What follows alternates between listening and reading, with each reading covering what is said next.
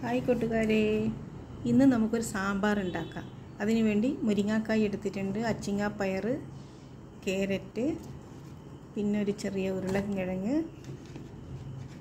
പിന്നെ ഏത്തക്ക.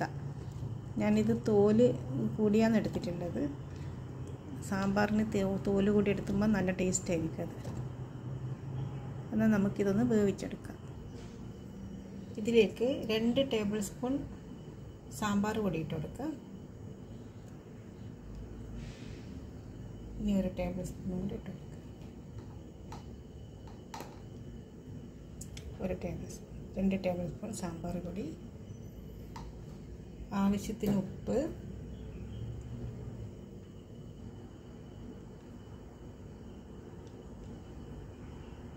ഉപ്പിട്ട് കൊടുക്കുക. ഈ കഷ്ണത്തിന് ആവശ്യമുള്ള ഉപ്പ്. ഒരു 1/4 ടീസ്പൂൺ മഞ്ഞൾപ്പൊടി ഇട്ട് കൊടുക്കാം. 1 ടീസ്പൂൺ മഞ്ഞൾപ്പൊടി. ഇനി ആവശ്യത്തിന് വെള്ളം ഒഴിച്ച് ഇത് വേവിപ്പിക്കാം. കഷ്ണം വേവാനുള്ള വെള്ളം ഒഴിച്ചു കൊടുത്തിട്ടുണ്ട്. ഇത് മൂടി വെച്ച് വേവിപ്പിക്കാം.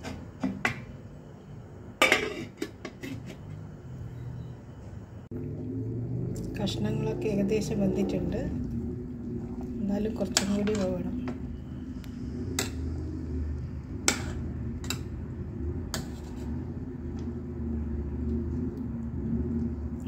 സമയം കൂടി കഴിയട്ടെ. വേറൊരു പാത്രം വെച്ച് കൊടുത്തിട്ടുണ്ട്. വേറൊരു സ്റ്റൗവിൽ വേറൊരു പാത്രം വെച്ച് കൊടുത്തിട്ടുണ്ട്. ഇതിൽ വെണ്ടക്ക മൂപ്പിച്ചെടുക്കണം. ഞാൻ ഇത്രയും വെണ്ടക്കയാണ് സാമ്പാറിൽ ചേർക്കുന്നത്. അപ്പോൾ ഇതുപോലെ ഇട്ട് കഴിഞ്ഞാൽ ഇതിനൊരു വഴുവഴുപ്പല്ലേ, ഒരു സ്റ്റിക്കി. അതുകൊണ്ട് ഇതൊന്ന് മൂപ്പിച്ചെടുത്തിട്ട് സാമ്പാറിലേക്ക് ചേർക്കാം. പാത്രത്തിലേക്ക് കുറച്ച് എണ്ണ ഒഴിച്ചു കൊടുക്കാം. കുറച്ചെണ്ണ മതി, ഒന്ന് വഴറ്റിയെടുക്കാൻ വേണ്ടി തന്നെ. ഇതിലേക്ക് ഈ വെണ്ടക്ക ഇട്ട് കൊടുക്കാം.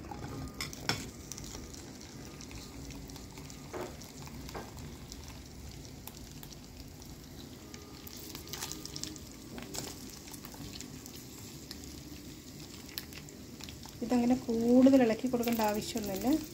ഇവിടെ നിന്നൊന്ന് മൂത്തോളൂ. ഇത്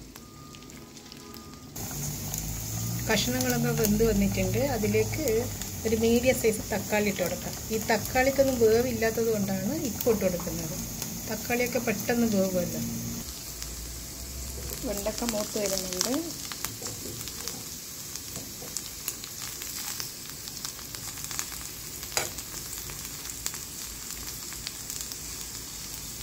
ഒന്നുകൂടി മൂക്കണം. വെണ്ടക്ക മൂത്ത് വന്നിട്ടുണ്ട്. ഇത്രയും മൂത്തത് മതി. ഇനി ഇത് മാറ്റി വെക്കാം. സ്റ്റൗ ഓഫ് ചെയ്യാം, മാറ്റി വെക്കാം. ഇവിടെ തക്കാളിയും കഷ്ണങ്ങളൊക്കെ നന്നായി വെന്തിട്ടുണ്ട്. ഇതിനി ഇതിലേക്ക് പുളിവെള്ളം ഒഴിച്ചു കൊടുക്കാം.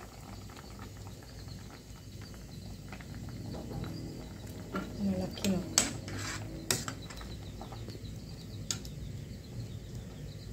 ഈ സാമ്പാർ പൊടി ആദ്യം തന്നെ ഇടുമ്പോൾ എന്താണെന്ന് പറഞ്ഞാൽ ഈ കഷ്ണങ്ങൾക്കൊക്കെ ഒരു നല്ല സാമ്പാർ പൊടിൻ്റെ സ്മെല്ലായിരിക്കും. നല്ലോണം പിടിക്കും. കഷ്ണങ്ങൾക്ക് സാമ്പാർ പൊടി നന്നായി പിടിക്കും. ഓരോരുത്തരും ഓരോ സ്റ്റൈലിൽ ഉണ്ടാക്കും. ഇത് ഒരു കർണാടക സ്റ്റൈൽ സാമ്പാറാണ്. ഇനി ഇതിലേക്ക് വേവിച്ച് വെച്ച പരിപ്പ് ചേർക്കാം. ഞാനിത് വെളുത്തുള്ളി, ഉള്ളി ഇട്ട് ഉപ്പ് ഇട്ട് വേവിച്ച് വെച്ച പരിപ്പാണിത്. ഇത് നമുക്ക് ഇതിലേക്ക് ചേർക്കാം.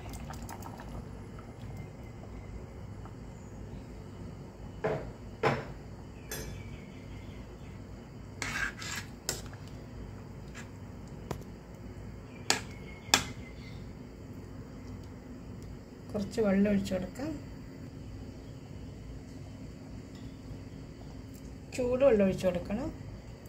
ചൂടുവെള്ളം ഒഴിച്ചു കൊടുക്കുന്നതായിരിക്കും നല്ലത്. ഇനി ഒന്ന് ഇളക്കി നോക്കാം.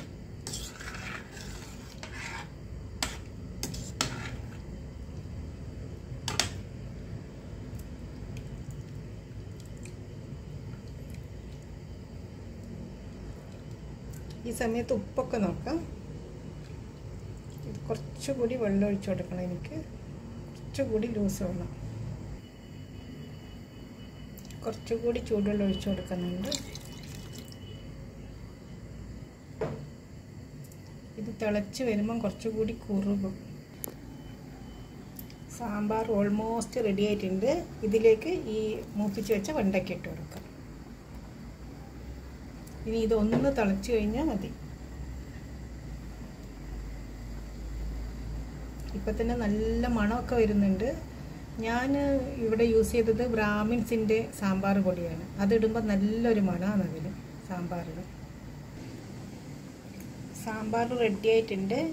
ഇനി ഇതിന് കടുക് വറക്കാം.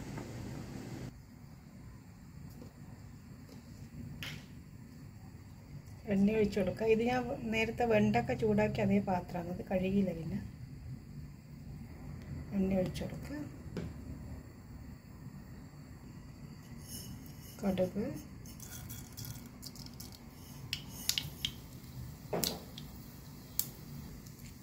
കറിവേപ്പില, വറ്റൽമുളക്.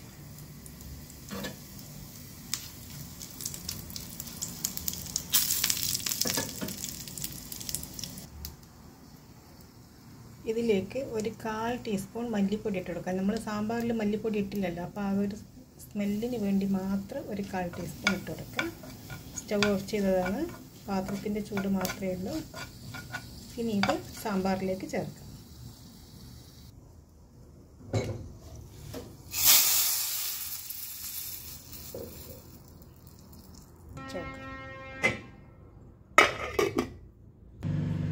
അങ്ങനെ നമ്മുടെ ബ്യൂട്ടിഫുൾ സാമ്പാർ റെഡി ആയിട്ടുണ്ട്. എല്ലാവരും ഇതുപോലെ ഒന്ന് ചെയ്ത് നോക്കണം.